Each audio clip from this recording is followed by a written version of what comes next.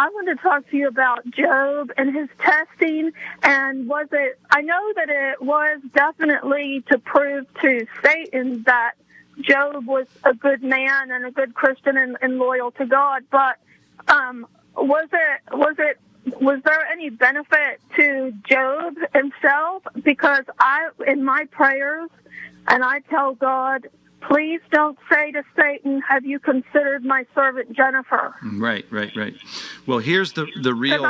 Okay, go ahead. See, the thing is like, if I say, don't consider my servant Jennifer, I also sort of feel bad about that, because, like, Job was able to stand tall through all the testing, and it's almost like I'm saying to God, don't test me, you know? So I don't really know if I shouldn't be praying that, but I don't want to go through, you know...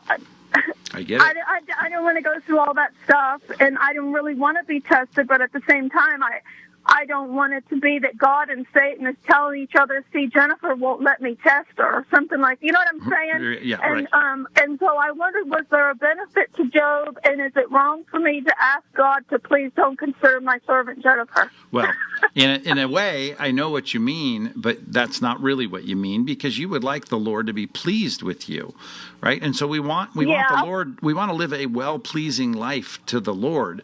So we want the Lord to be, quote unquote, proud of us as good children and obedient children, as First Peter says. So I want that, but what I don't want is to be led into temptation, which he even taught. Jesus taught us to pray that, right? Lead me not into temptation.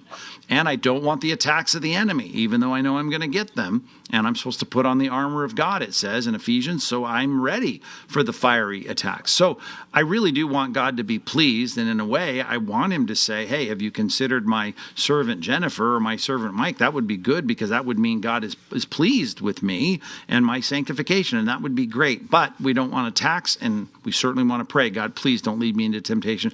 Please don't let me get attacked. Please, God, guard me from the evil one's onslaught. So we can pray both of those things, even though Job didn't have one of those answered. I'm sure he wanted to please the Lord, and that was answered, because that's how Job 1:1 starts. He's a blameless man in his generation. But the reason I think this all happened was much bigger than Job himself.